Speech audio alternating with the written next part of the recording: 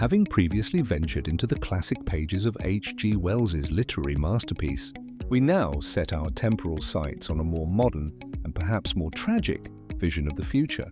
Today, we continue our journey by examining the fascinating details behind the 2002 cinematic remake of The Time Machine, a film that took a classic story and propelled it into a new millennium with a fresh perspective and a powerful new emotional core. The film's production had a fascinating connection to its source material, a legacy passed down through generations. It was directed by none other than Simon Wells, the great-grandson of the original author. This familial link brought a unique sense of responsibility to the project, bridging the century-long gap between the novel's publication and its modern reimagining, creating a direct line from the story's creator to its new cinematic steward. This version departs significantly from the original's scientific spirit, instead of a journey fueled by pure intellectual curiosity. The protagonist, Alexander Hartdegen, is driven by profound personal tragedy. The entire catalyst for his invention is the murder of his beloved fiancée, Emma. His desperate quest is not to explore the future, but to rewrite the past, to undo a single heartbreaking moment.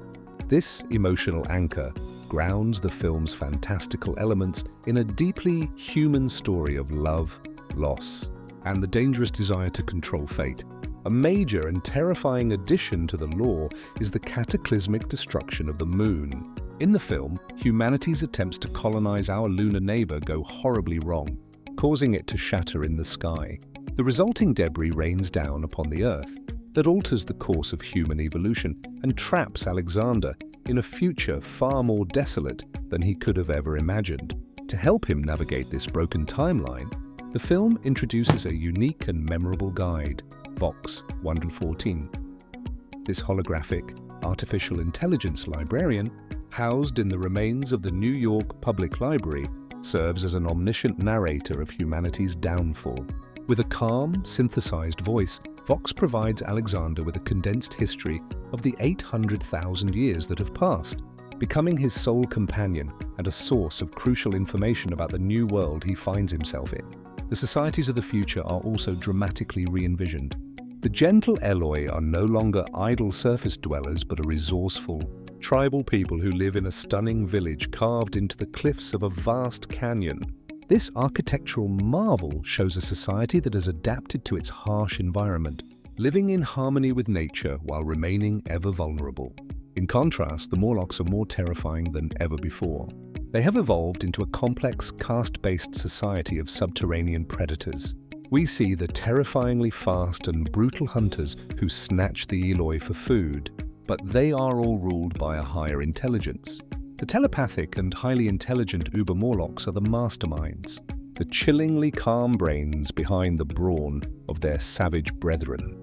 The iconic Time Machine itself received a stunning redesign for the new century. Gone was the quaint drawing room feel of the 1960 version, replaced by a powerful, industrial-looking device of polished brass, intricate gears, and shimmering glass. Its centerpiece, a massive spinning gyroscope, hums with temporal energy, visually representing the immense power required to bend space and time. This version of the machine looks less like a comfortable chair and more like a barely contained engine of cosmic forces. The grand scale of the future was brought to life through extensive use of computer-generated imagery, a hallmark of early 2000s blockbusters. From the time-lapse sequences showing New York City skyscrapers rising and crumbling over millennia, to the breathtaking vistas of the Eloi's cliffside home and the dark, sprawling caverns of the Morlock underworld, CGI was essential in creating the film's epic and visually distinct world.